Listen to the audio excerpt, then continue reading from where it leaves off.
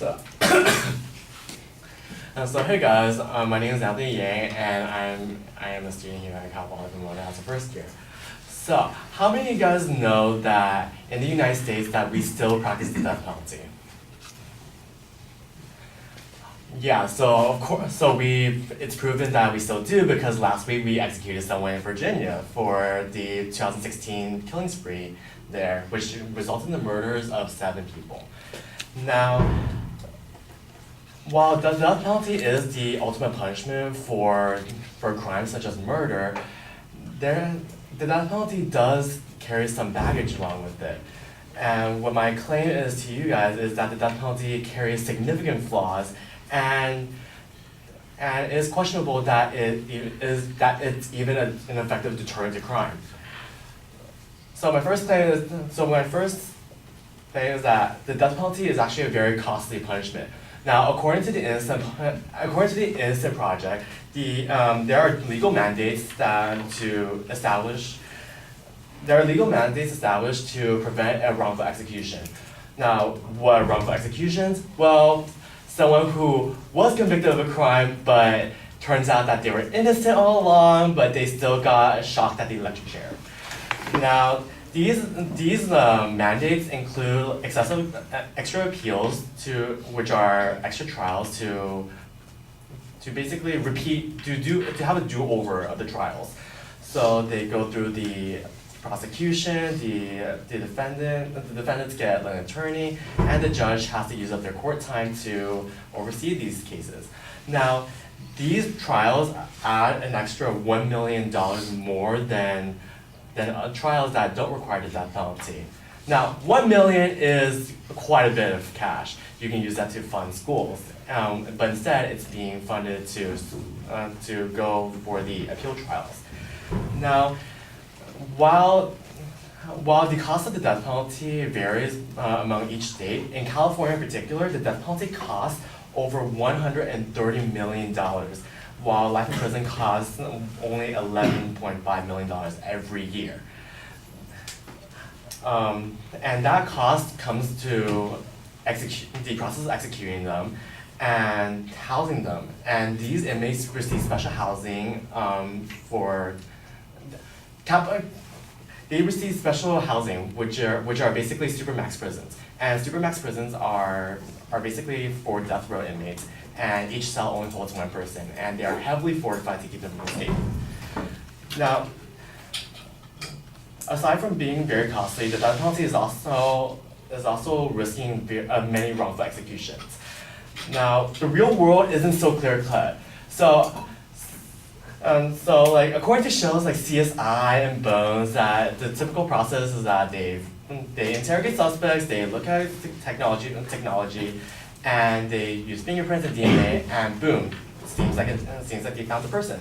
Well, it turns out that in real life, it doesn't work out that way. According to the Innocent Project, DNA evidence and other biological evidence only accounts for 5 to 10% of death penalty cases, while 90 to 95% of other evidence is derived from testimony, security footage, and just simple eyewitness accounts. And these types of evidence can easily be compromised due to technological hacking in particular. And also, while we're on the topic of witnesses, these witnesses may have biases, or they're just misleading in general. According to conservatives concerned about the death penalty, they interviewed one woman named Jennifer Thompson, who was raped at knife point. In 1984, and was absolutely sure how her rapist looked, even down to the facial description. And they found the alleged rapist and convicted him in 1985. However, it wasn't until 1995 when the alleged rapist asked for a DNA test, which actually proved his innocence. While Thompson was absolutely sure that it was the right person. Now, evidence can also be withheld or tampered, intentionally or unintentionally. Now, a few years ago, the Justice Department and the FBI have formally acknowledged that nearly every FBI medical examiner have given false testimony in almost all trials which they offered against criminal defendants in over a 2-decade period before 2000.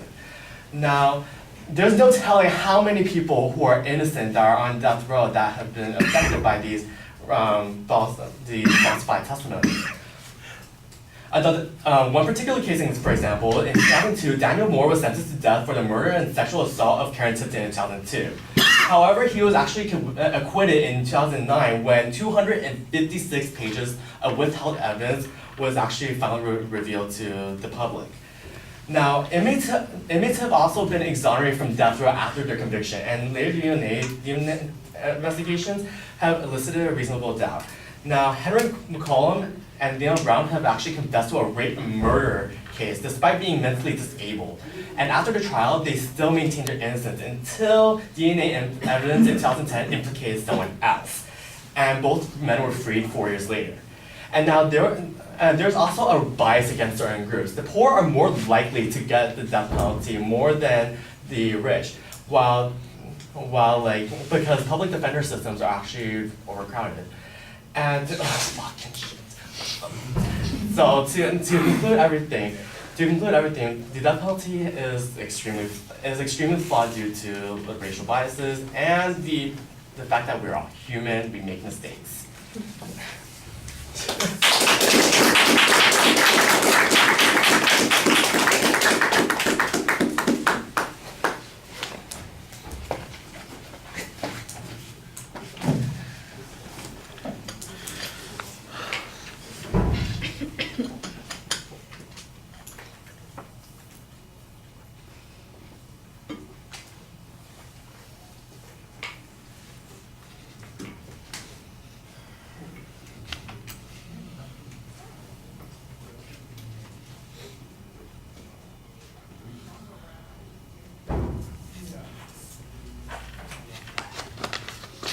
Really outline? Thank you.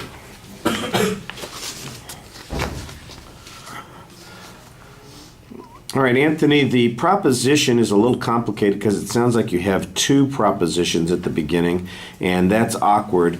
You also have an attention device that you're using about the case in Virginia, and he was sentenced to be executed, but he hasn't been executed, so you want to get your factual data correct, especially on the first thing out of your mouth, and that's going to be a little bit of a problem for your credibility if people are aware of what's happening, because they're going to say, well, he's not being careful enough to get this straight. How many possible errors are there going to be in other places where he's speaking? And I don't think that you've deliberately misled us on any of the evidence, but I do think sometimes it doesn't come out as clearly as it needs to.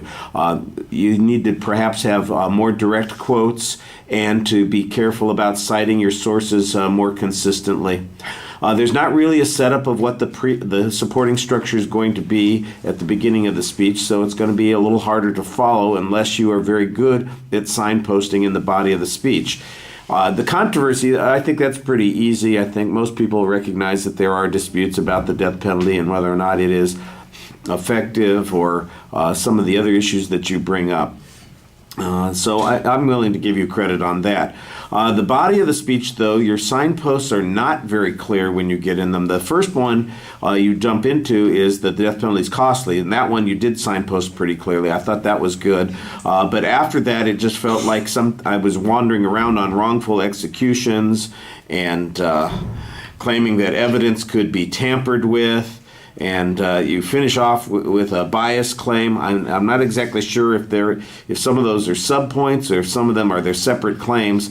The couple of them are made without any evidence whatsoever. The idea that there's tech hacking on the evidence, I think, is problematic.